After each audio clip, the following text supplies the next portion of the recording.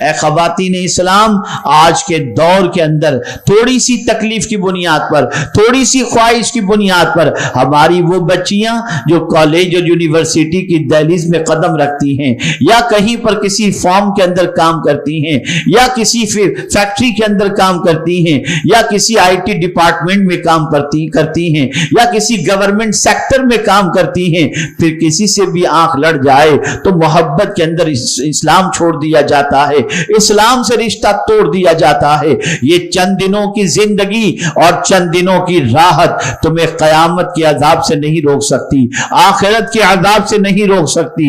یہ یاد رکھیں اور اچھی طریقے سے یاد رکھیں۔ ان اللہ کی برگزیدہ بندیوں کی زندگی کو دیکھو جن کی زندگی اللہ عز و جل کے دین پر قائم رہتے ہوئے گزر گئی، اور کون سا امتحان ہے جس سے اللہ کی بندیوں نے سفر نہ کیا ہو۔ یہ دیکھیے آپ، اللہ اکبر، تاریخ کے اندر ایک عظیم خاتون ملتی ہیں جس کے حوالے سے رسول اعظم صلی اللہ تعالی علیہ وسلم اور صحابہ کرام علیہم الرضوان فرماتے ہیں، اسلام میں سب سے پہلے جام شہادت نوش کرنے والا کوئی مرد نہیں ہے بلکہ وہ خاتون ہے جس کا نام حضرت سمیہ ہے۔ اللہ اکبر، کون ہے یہ حضرت سمیہ رضی اللہ تعالی عنہا؟ جانتی ہیں، وہ ضعیفہ تھی، عمر رسیدہ تھی، ان کے بیٹے تھے اور ان کے شوہر تھے۔ اسلام جو پہلے جن لوگوں نے اسلام قبول کیا، شروع کے 7 لوگ جنہوں نے اسلام قبول کیا تھا، ان میں حضرت عمار بھی ہیں، حضرت یاسر بھی ہیں، حضرت خباب بھی ہیں، حضرت صہیب رومی بھی ہیں، حضرت بلال بھی ہیں، حضرت خدیجہ بھی ہیں۔ یہ بڑوں کی بات کر رہا ہوں۔ مولا علی نے بچپنے میں اسلام قبول کیا، چھوٹے تھے اور اسلام قبول کیا، لیکن بڑے لوگوں میں اسلام قبول کرنے والے جو شروع کے 7 ہیں، اس میں حضرت سمیہ بھی ہیں، ان کے شوہر بھی ہیں اور ان کے بیٹے بھی ہیں۔ یہ ابتدائی دنوں میں انہوں نے اسلام قبول کیا۔ اللہ اکبر، آپ جانتے ہیں بڑھاپے کی دہلیز پر تھی، ضعیفہ ہو چکی تھی، دامن اسلام کو تھام لیا تھا، اور جب ان کے اسلام قبول کرنے کا علم لوگوں کو ہوا تو وہ جانتی تھی کہ اس کی سزائیں کتنی سخت ہوں گی، کتنی تکلیفوں سے گزرنا پڑے گا۔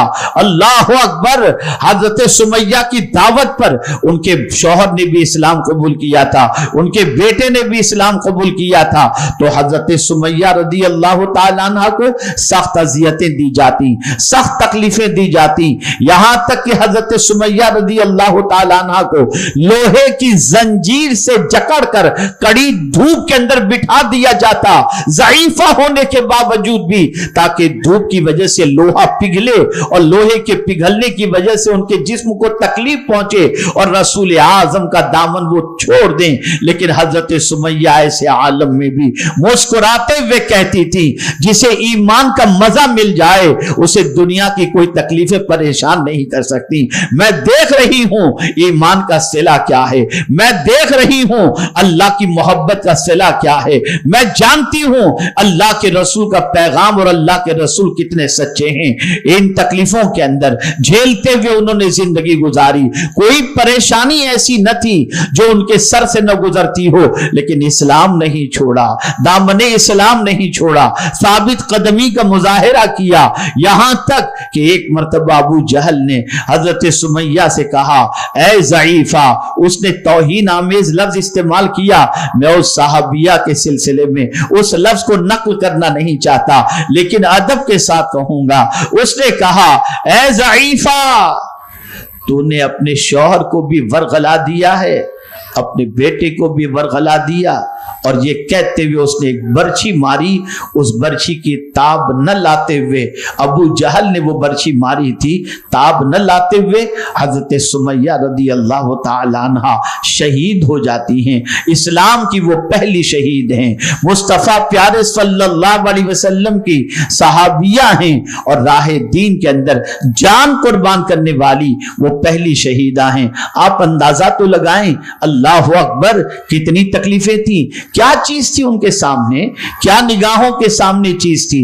उन्होंने इस्लाम पढ़ा था, उन्होंने कुरान पढ़ा था, उन्होंने इस्लाम की अजमतों को जाना था, उन्होंने रसूल आजम सल्लल्लाहु अलैहि वसल्लम के मकाम को पहचाना था, और वो जानती थी कि दीन पर साबित कदम रहने का सिला क्या है, और दीन सच्चा है, और सच्ची मोहब्बत दीन ही से करनी चाहिए, और उसके लिए इस्तिकामत का मुजाहिरा होना चाहिए। आप जानते हैं इस्तिकामत किसे कहते हैं और इस्तिकामत का फायदा क्या है? अल्लाहु अकबर। कुरान कहता है इन्नल्लज़ीना क़ालू रब्बुनल्लाह सुम्मा इस्तक़ामू ततनज़्ज़लु अलैहिमुल मलाइका अल्ला तख़ाफ़ू वला तहज़नू व अबशिरू बिल जन्नति लती कुंतुम तुअदून। बेशक जिन्होंने कहा हमारा रब अल्लाह है, फिर उस पर साबित कदम रहे, उन पर फरिश्ते उतरते हैं और कहते हैं तुम न डरो और न गम करो, और उस जन्नत पर खुश हो जाओ जिसका वादा तुमसे अल्लाह ने किया है। अल्लाह अकबर।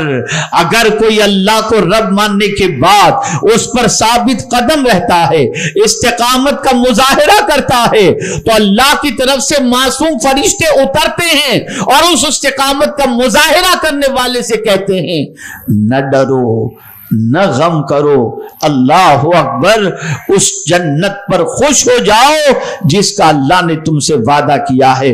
पता चला इस्तिकामत फी दीन का अगर कोई मुजाहिरा करे तो अल्लाह का वादा है कि अल्लाह उसे जन्नत अता फरमाएगा। जन्नत, अल्लाह अकबर। मैं अगर जन्नत के हवाले से तस्करा करूं तो हर किसी के दिल में जन्नत पाने की तड़प पैदा हो जाएगी, लेकिन आज मेरा ये मौजू नहीं है। आज का मेरा मौजू इस्तिकामत फी दीन है। इस्तिकामत किसे कहते हैं? दीन पर कायम रहना, अल्लाह को रब मानने के बाद उस पर कायम रहना, इससे क्या मुराद है? इस्तिकामत से क्या मुराद है? तो आइए इसको हदीस मुस्तफ़ा सल्लल्लाहु अलैहि वसल्लम की रोशनी में समझते हैं।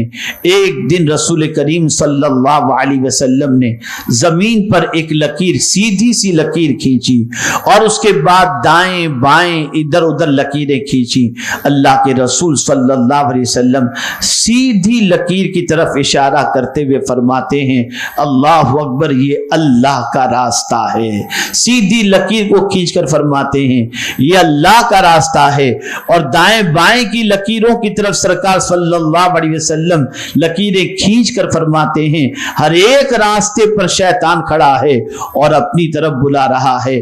और फिर हुजूर सल्लल्लाहु अलैहि वसल्लम ने ये आये करीमा तिलावत फरमाई वअन हादा सिराती मुस्तकीमन फत्तबिऊ, और ये मेरा साफ इस्तिकामत वाला रास्ता है, लिहाजा इस पर ही चलो, इधर उधर वाले रास्ते पर मत चलो। पता चला हुजूर का रास्ता सीधा रास्ता है, हुजूर के पीछे पीछे चलो तो हुजूर तन्हा जन्नत में नहीं जाएंगे, तुम्हें भी अपने साथ लेकर जन्नत में तशरीफ ले जाएंगे।